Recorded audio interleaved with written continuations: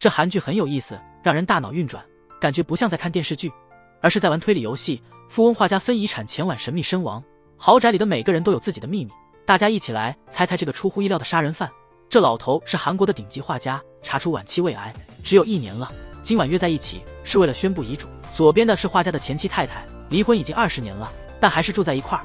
这边是他的女朋友，他们有个女儿，是画家唯一的亲生子女，还有画家的兄弟姐妹以及侄女和侄子，还有一个在别墅工作了17年的保姆。8个人都依赖画家为生。听说要分遗产，画家的弟弟马上变得很热情，说自己带了很贵的健康产品，能激发画家的创造力。画家看不上，当场揭露他。画家特别烦他这个弟弟，去搞些违法的事情，我都被送进监狱5次了，还得教训一下我弟弟。画家喝了一口汤水，差点被咸死。他找了个保姆，要求他写一份5000字的反省书。情人立即展现出自己，给画家夹了块肉。画家把肉丢回了盘子，又碰见一脸浓妆的侄女，直接开口。画家的女儿不喜欢这种家庭环境，想要立刻走掉，又被画家狂骂了。小雅对这样的父亲完全没有兴趣去奉承，但爸爸却说他才不在乎亲缘关系。有些人不能自然地得到遗产。对于小雅而言，遗产和缺失的父爱相比有很大差别。没关系，话虽如此，小雅被某人暗中关注了。依照法律程序来说，小雅是画家的亲生孩子，排在第5位继承遗产。他晨跑完准备回家的时候，一个花盆突然从天上掉下来，刚差点打到小雅，吓得他不轻。抬头一看，楼上却空无人影，女儿差点挂了。小雅的妈妈急得坐不住了，立刻把房子里所有的人都叫过来，一定要找出谁扔的花盆。但是这里的监控覆盖不到，大家都声称他们不知道。现在所有人都对画家的遗产很感兴趣，根本就不想费心追查谁扔的花盆。话题一会儿就又扯到了遗产上。眼睛亮晶晶的妈妈小雅感到很失望，走了，让她始料未及。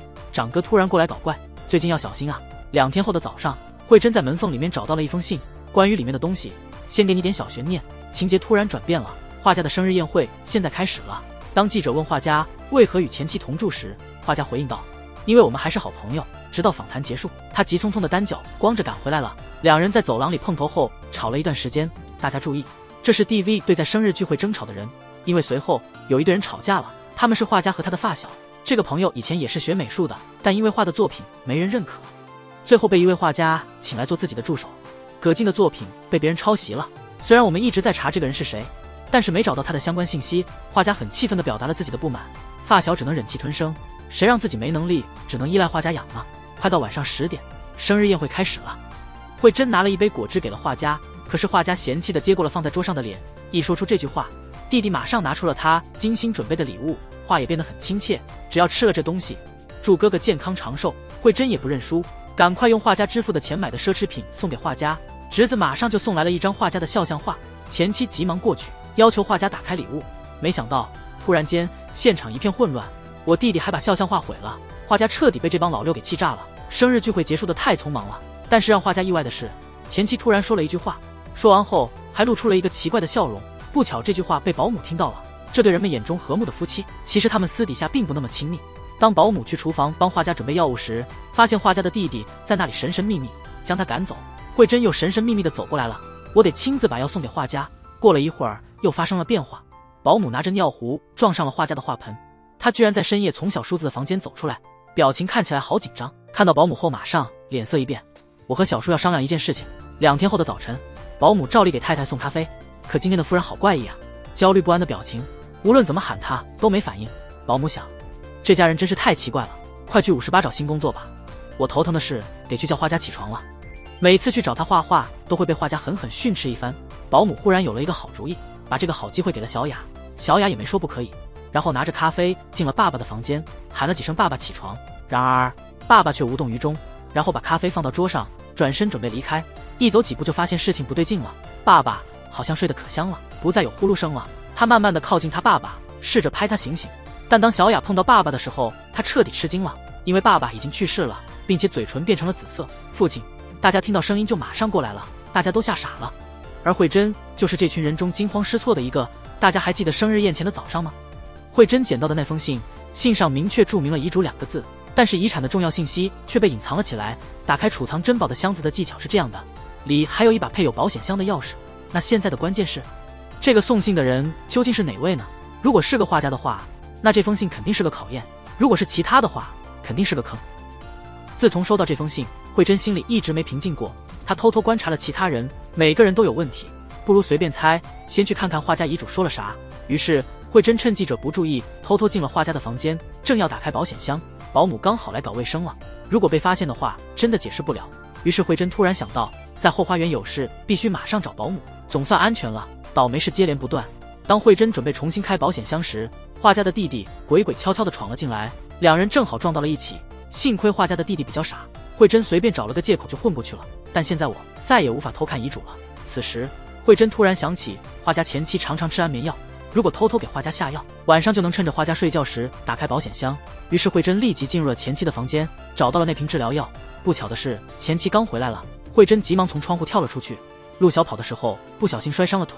当他手忙脚乱地从正门进来的时候，遇到前妻了，就是之前我们说的情景。生日晚宴前，本来想给画家的水杯投毒，正好可以吃饭了，慧珍吓得赶紧藏起了药包。晚上到了，生日宴会开始了，慧珍偷偷给画家的橙汁下了药，然后热情地拿到了画家面前。画家竟然把脸放在桌上，一副嫌弃的表情。隔后因撒玩具整蛊闹事，画家一滴水没喝。太难了。很晚了，他抢了画家的药片，从保姆那里拿过来，说要亲自送给画家。他趁着没人的时候，成功地把安眠药混进去了，还把食物亲自递给了画家享用。现在是凌晨2点钟了，慧珍悄悄进了画家的房间。画家睡得可真是够沉的，于是慧珍就按照信封上的提示，成功地打开了保险箱。他绝对想不到的是，那个遮蔽的重要信息居然是这样写的：未经授权看别人隐私，阅读者就会被剔除在接班人列表之外。慧珍吓得赶紧把遗嘱放回去，然后赶快躺回自己的床上。等他再次醒来时候，我听到女儿尖叫了。这就是慧珍的回忆了。慧珍这么紧张的原因是什么呀？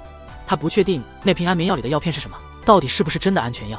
如果不是的话，那不是自己成了杀人犯吗？我将面临没有任何遗产和在监狱度过余生的命运。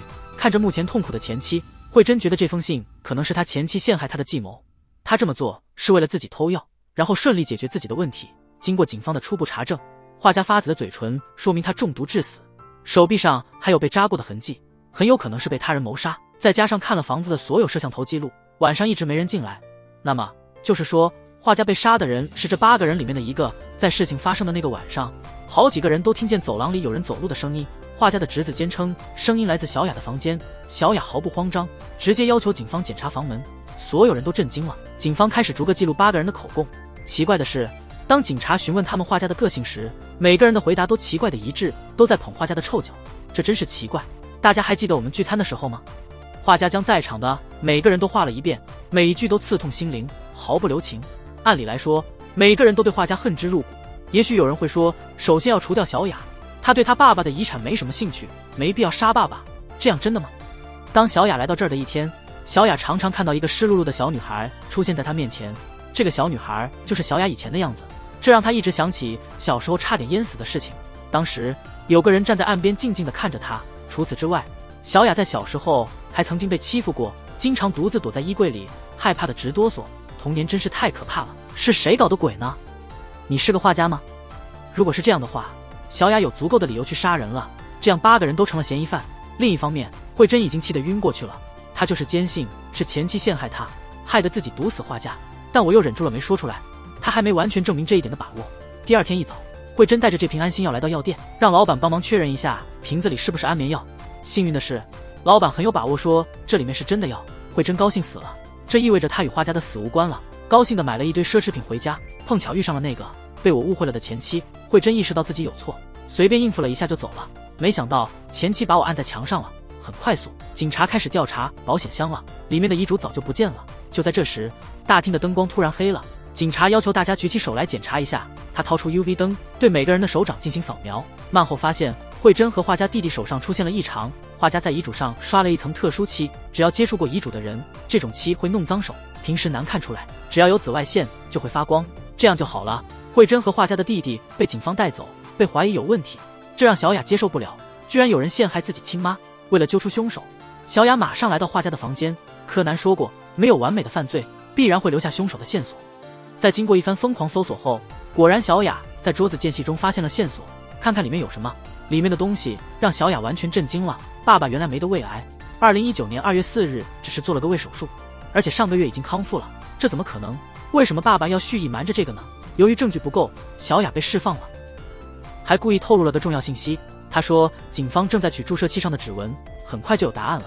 这一说法一出现，所有人都紧张了。吃完饭以后，小雅找到了一个保姆，直截了当地问保姆为什么把注射器放在自己的包里，是谁安排的。眼见事情被揭穿，保姆只能坦白事情的经过。我是在厕所下水道里面捡到的针筒，但他没有生出侄子来，因为毕岛子答应给自己10%的遗产。这闹剧结束后，小雅决定主动行动，她把爸爸没有得癌症的消息告诉了大家。收到这个消息，大家都看向了前妻和发小，因为这两人每天都跟着画家，肯定知道这件事情。而给人注射毒药的凶手一定清楚这事儿，不必飞杀画家，只要等他的癌症犯了就好。分析了这个问题后，嫌疑人范围立刻缩小到了只剩2人。可你以为这件事情真的那么简单吗？可不是这样的。就在我们以为凶手即将揭晓时，法医的尸检报告出来了，检查结果显示，画家的死和中毒没什么关系，那是在死后才打针的。而最终的原因是他吃了太多的安眠药，加上画家本身对安眠药过敏，所以导致休克致死的原因是什么？太绕了，浪费了好多时间，难以置信。难道慧珍真的杀了画家？答案可能是，也可能不是。因为警方在画家身体里发现了足足5颗安眠药，慧珍只给画家放了1颗，这意味着当晚肯定还有其他人做了同样的事情，这让慧珍越来越害怕，于是把事情的始末告诉了女儿，还给了那封神秘的信。没想到我们2个正在说话时，那个房间的小侄子居然偷偷听了，这家伙藏的好假呀，心里却很狡猾。于是小美决定暗中调查其他4颗安眠药的出处，葛肯定就是下药的保姆，她故意在保姆面前这么做，用棉签擦掉了餐具和榨汁机上的残留物。这下保姆可真是吓死了，赶快进小雅的房间，把这些证据和口袋里的棉签换下来。没想到这是小雅的圈套，保姆的一举一动都被附近的手机拍了个底朝天。看样子这保姆真的给画家下了药，可是保姆为什么要这样做呢？生日宴会当天的早上，保姆也得到了一封莫名其妙的信，她和慧珍一样都有相同的想法，那就是给画家下镇定药。但与慧珍不一样的是，当晚她打开保险柜后，并没有发现目光所及之物，就是在那之前提到之后立即被人拿走了。目前已经找到了2粒药，那么最后剩下的3颗到底是一个人吗？还是2个人或者3个人呢？我们继续往下看吧。晚上，小雅拿出了这封信，还要问问在场的人都收到过这封信没有。果然没错，大家都举手表示接收，但是他们都说自己没去碰保险箱，只有老实的朋友承认自己也给画家下了迷药。但当晚开保险箱后，里面一无所有，为了避嫌，还特意擦掉了保险柜上的指纹。不过到现在为止，我们已经找到了3颗安眠药的供应渠道。这时候坏脾气的侄子又开始捣乱，他说所有在场的人都接到了那封信，只有小雅没收到东西。难道传信的人就是小雅吗？然后这里的人喊抓小偷，小雅在这里藏遗嘱是必要的，只要别被发现就行。小雅将继承画家的一切财产，立刻小雅成了全家的眼中钉。到了半夜，小雅实在憋不住尿了，便起来去厨房倒了杯水。而这时喜欢偷东西的侄子也跟了上去。就在小雅喝完水后，他准备着要回房间了，神秘的黑影悄悄靠近中，立即晚上男人跟堂妹一起出来喝水，然而他却意外地发现有个神秘人正企图对他妹妹不利。他急忙拿出手机想要打电话给救护车，就在他要拨出电话的前1秒，他犹豫了，如果妹妹这样就死了，这样就能减少1个人继承财产了。男人站起身走了开，直到第2天早上，夜里没睡的男人听到了外面传来的尖叫声，于是迅速冲出来了。所有人看起来都很紧张，究竟是哪个假装无辜的坏人藏在人群中呢？幸好小雅只是有点轻伤，没事的。突然间，小雅收到了一条神秘短信，这是一篇争遗产的家族帖子，并且所有人的关系和信息都被公开了，肯定是我堂妹干的。小雅立即回家问堂妹这是怎么回事，然后小雅听到堂妹的回答后非常吃惊，原来堂妹希望通过网友的帮助，让大家一起想办法找到真正的区域，确实是个好方法。发布不久，家族的黑历史被网友曝光了。小雅突然想起堂妹特别爱拍视频，或许在生日那天还能找到嫌疑人的线索呢。于是他们立马打开了当天的视频，虽然没抓到凶手，但是却记录了画家房间里所有人进来的情况。在明确的证据面前，每个人都不得不说实话。画家的侄子是第一个进入房间的，他正在输入密码。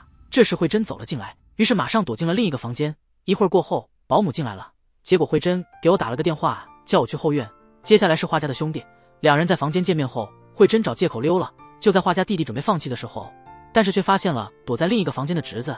这样做下去，当时没有人打开保险柜，调查又卡住了。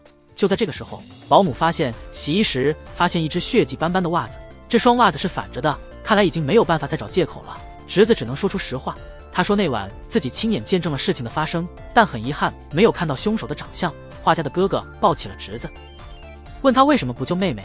大家开始对侄子一起批评讨伐，生气的侄子难以控制，他直接把自己偷来的秘密公开了，慧珍偷给画家下了迷药，画家的弟弟又在外面搞糊涂事情，保姆在房间里骂画家是个活不了几天的老东西，被曝光了这么一回，大家全都暴露了。没办法，前妻只能找了画家的律师，帮我想办法处理窃窃私语的事情。没想到律师来了，居然揭开了一个大秘密，画家把侄子收养了。换句话说，如果找不到遗嘱，他和小雅会平分画家的全部财产。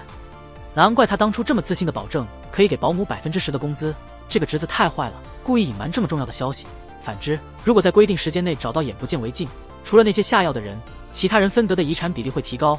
慧珍坚信侄子就是打晕小雅和藏遗嘱的凶手，因为只有这样，他可以独占画家全部的遗产。可是我侄子却死活不承认，慧珍压根没证据。而小雅却截然相反，因为她心地善良，希望能快点找到失踪者，让每个人都能分享遗产。出人意料的是，这么神秘的宝藏竟能埋在垃圾堆里。经过律师确认，这遗嘱居然是真的，那就按照遗嘱办吧。画家留下的财产要平均分给大家了。还有一个小问题，我已经找到3颗安眠药，那剩下的2颗到底是谁弄的呢？小雅在生日派对的照片里发现了侄子给画家送了一盒巧克力。大家都知道画家平时爱吃巧克力，在这种情况下很有可能买到假药。于是小雅和她的堂妹想到了一个诱敌深入的计策，他们用个陌生号码给侄子发了这张照片。果真到了晚上，心虚的侄子溜进画家的房间，打算毁掉一些东西来掩盖犯罪证据，恰好被小雅和堂妹逮个正着。侄子嘴巴真硬，还是不承认下药。行，既然你否认，那就给我们证明一下吧。结果被抓起的侄子从审讯室醒来，既然被戳穿了，大家一起承认吧。小王子可向警方交代了一颗迷药的来源，就是画家的弟弟。大家还记得这一幕吗？画家弟弟偷换了安眠药，找出了给人下药的5个人，但不是这样的，剩下的人并不能平分遗产。大家别忘了，真正的凶手其实是那个投送匿名信的神秘人，那5个帮他拿安眠药的人只是被他利用了。现在最重要的就是找出送信的这个神秘人到底是谁。这时就有自以为聪明的朋友举手了，那还有3个人，除了小雅和堂妹，就只剩下前妻了。那送信的人肯定就是前妻了。同志们，你们还是太稚嫩了，谁说寄信的人不能是那帮人之一呢？他可以借此身份隐瞒自己。到现在为止，这件事还是没有取得新的进展。8个人里面只有小雅没有收到信，那我们可以从杀人的动机来研究一下。在生日派对的前一天，画家对保姆进行了痛斥，甚至要求他写检讨书作为处罚。事后保姆出气了，把晚餐用的鸡剁得太碎了。画家的朋友正好相反，每天都傻笑，不像是心怀怨恨的人。而画家的侄子有点怪异，之前和画家在花园里聊天的时候，他对画家的目光令人毛骨悚然。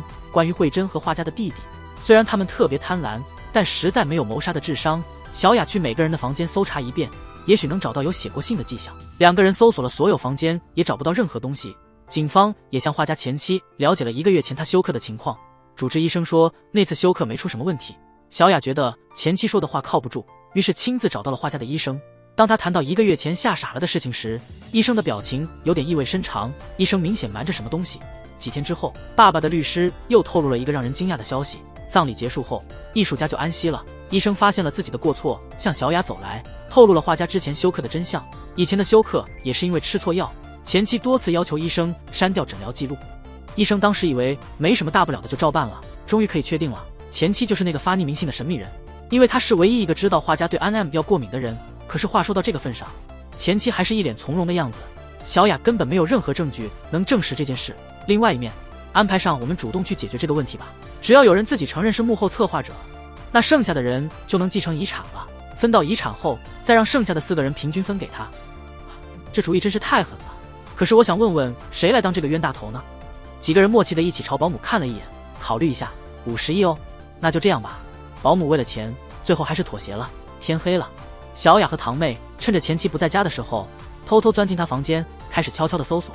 果然如预期，在我前妻电脑里找到张保险柜地图，这和网上的图片一毛一样，终于逃不掉了。另一边的角落，保姆现在自己跑到警局去自首宣扬自己，但她演得太差了，差点逗笑了警察。老板娘，能帮我画个保险柜的草图吗？虽然铁了心，但下一刹那就被狠狠扇了脸。也接到小雅打来的电话了，说已经找到了幕后的证据，写信的人就是画家的前妻池雪英。本以为事情已经明了，就在小雅准备走进房间的时候，她发现走廊的钟不走了，理应定格不动，她没法停止。于是小雅走过去仔细观察了一下，一看就吓一跳，时钟里居然有个指针 K 加 X 个时刻，还有一张存储卡。小雅立即查看了监控录像，这个角度正好可以拍到送信的。当她打开文件时，令人意想不到的大反转，信的寄送者不是前妻，而是画家自己。小雅和堂妹不明白画家为什么要给每个房间送信，难道艺术家自杀都这么复杂吗？确实如此，一定有人捣鬼了，然后趁机除掉了画家。如果这么想的话，那件事情就水落石出了。画家为何寄信，其实就是想知道谁动了我的钱财，这就是解释了遗嘱上有荧光漆的原因。后来被一个神秘人悄悄处理了，导致5个人同时给画家喂了安眠药。所以现在最重要的是找出这个神秘人是谁，他是怎么做到的呢？根据目前的信息可以推断出，前妻很有可能是嫌疑人，因为他知道画家对睡前药过敏，他的电脑里还有保险柜的设计图，堂哥和发小都很可疑。由于他们与画家的关系非常亲密，现在必须弄清楚他们是否事发前知道画家的这个测试。同时，堂哥看着和老爸的合照，回忆起了过去。15年前，爸爸带我去了画家的超级大房子，要找大伯商量一件事，在门口等着自己。他在门口等了一整天，也没见到他爸爸，直到深夜，他亲眼目睹父亲血流满面，被移拖上车，而背走爸爸的人就是画家和他的小伙伴。虽然自己亲眼见到了这一幕，但那个晚上发生了什么事情，他却完全不知道。为了弄清楚事实真相，他选了读法律，我开始学法律了。这次是为了为大伯庆祝生日而来的，早有准备，在每个人的房间装了窃听器，除了听到一些八卦，他终于得到了自己要的消息。帮你擦屁股15年了，还不够吗？阿俊突然有个想法，爸爸进豪宅前，是的，我带了个录音机，换句话说，只要找到那个录音机，就能知道当时具体发生了什么。于是阿俊马上到了画室，在画室里细心找暗门，终于在一个尿盆里找到了这个带血的录音机。过了15年，真相终于浮出了水面，画家的发小意外打死了我父亲，然后他们一起离开，把父亲埋葬在了某个地点。此时阿俊再也无法控制自己内心的怒火，决定替父报仇。他偷偷地把录音机放在了他发小的桌子上。正当我这位好友打算销毁证据时，突然间有人出现了，然后责问他当初的错误。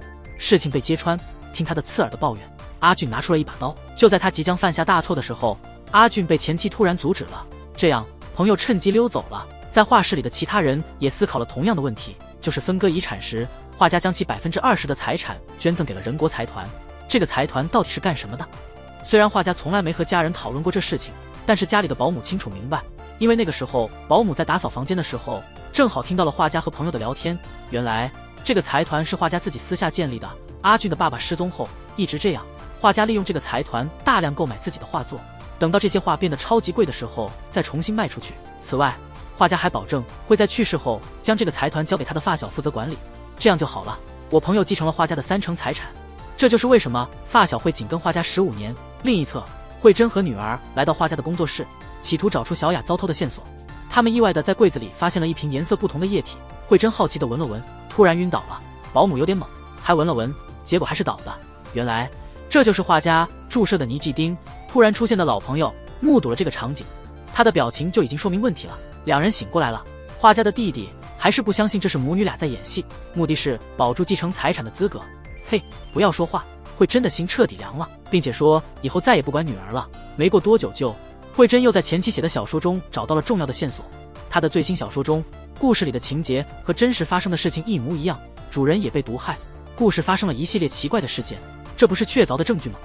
对于前妻而言，这种证据根本毫无意义，于是把他赶走了。另一方面，小俊努力为父亲报仇，跟着前妻路走进了一家餐馆，无意听到了前任和闺蜜的聊天，事情会很快解决的。果真，前妻和发小是一帮的，于是阿俊马上去前妻的房间了，试图找到他们的罪证。可后果然在一个盒子里发现了小雅的照片，结果发现小雅的照片是被前妻偷拍的。前妻刚刚回来，阿俊立刻拿着照片冲出了房间，然后把这事告诉了小雅。眼看事情被揭穿，前妻立即给他的发小打电话，要他赶紧回来负责。那天你偷了小雅的东西，可怜的小伙伴被画家操控了10几年，现在终于自由了，还得忍受着画家前妻的威胁，充分利用每一份价值。这次我朋友再也受不了了，他把所有关于这件事的记录都拿了出来。如果前妻敢出轨，就把所有秘密公开。但是他只是微微一笑，因为他知道他发小根本就赶不起来，不然不可能被画家操控了15年。听到这句话，终于爆发出来了。他马上来到大家面前，承认自己犯了15年前的错误，杀了人，还有现在的谋杀案，这都是他给我看的。当初扔花盆的时候，高尔夫球杆都是他用来打小雅的。为了把罪名推给小雅杀人，他冒充画家邀请小雅来画室，然后拍了些照片，然后就给画家打了一针毒药，这就是为了剥夺小雅的继承权。然后我朋友把客厅里那幅非常贵重的油画拿走了，因为我朋友对红色颜料过敏，所以这幅画到现在还没完工。但是现在的发小已经不管这么多了，他自己给他的作品加了一抹红色，走之前，他把他和前妻犯罪的证据给了小雅，然后就离开了。但没过多久，发小就开始全身过敏，我浑身长满了疹子。他马上停车了，但现在的过敏症状越来越严重了，他开始喘不过气来了，因为周围没人施救。我的朋友就这样在自己的杰作面前离开了人世。另一边，小雅翻着他发小留下的记事本，终于都了解了所有的真相。其实一开始，画家只是想玩个送信的游戏，了解家人是否真心对待自己，找了前妻和发小商量，结果他们漂亮的顺利完成了任务，用这个游戏杀了画家。大家都明白为什么发小要害死画家，那么前妻为什么要杀人呢？25年前的时候，前妻意外导致不能生育，他本来想告诉画家这件事情，可画家却递上了一份分手协议书，之后还和慧珍在一起，生了个女儿叫小雅。一连串渣男行为把前妻的心弄得伤透了。就在2年前，画家被诊断出胃癌，前妻为了照顾画家，又回到了这个家，和这个第三者住在一起，还得照顾小雅。一个正常女人怎么能忍受这种事情？于是他们决定要趁此机会消灭那位画家。得知我爸是个这么渣的渣男，小雅抢走了爸爸的油画，重重地砸在墙上。没想到里面还有个大惊喜，画上了画家和前妻还有他们的孩子。前妻看到后完全崩溃了，画家早就意识到了自己融入不了其中的事情，这就是为什么画家要隐藏自己康复的原因。他只想和前妻继续在一起生活。他还在想着他，犹豫再三的小雅想把证据交给他的前妻，让他主动投案，却让前妻更加受伤。你也要让我自己选择。等小雅离开，前妻看着我之前的所作所为，哈哈大笑了起来，因为镜子里的自己看起来已经不知不觉地变成了怪物。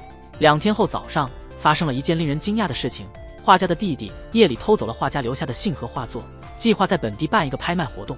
对付这种人，小雅和堂哥想到了一个好主意。和接收这些不光彩的传统相比，我宁愿拒绝他们。为什么这么说呢？因为可以为社会带来好处。画家的作品是由别人代为描绘的，如果把这件事公之于众，画家的遗产都会变成不干净的钱。他们决定遗产拿到手后就把钱捐给社会，以免脏钱的耻辱，也算是给画家积了一个福。别人对这个想法自然而然地表示反对，可在主角的形象被一再打磨恩之下，最终他们还是同意了，一点钱都没有。但此时大家的内心都多了一份宽慰。制定计划后，正义6人组开始行动了。他们化妆成功地潜入拍卖会场，小雅和慧珍要告诉馆长弟弟的真实情况。阿俊用他的黑客技巧，将这些年画家替写的真作品在拍卖现场展示出来，之后真的太明显了，竞拍者们纷纷生气离开了，只剩下画家的哥哥一脸蒙圈。后来我的前妻向警方坦白了自己的坏事，受到了应有的惩罚。画家的弟弟现在在一所幼儿园里当绘画老师了。然而富贵之路被慧珍抛弃了，在杂货店拼命工作赚钱维持生计，每个人都走各自的路，开启了崭新的生活。尽管生活不易，每个人都过得很快乐。这部十迟一饭选择了非常特别的话题，通过剧本杀游戏带来悬疑感十足的体验，惊险刺激，扭转乾坤，背后一阵紧张感，更能完美的展现人的本质。在故事结束后，给大家提个问题吧。这个剧里只有9个角色，包括1个画家，剧名为十迟一饭，那第10个人到底是谁呢？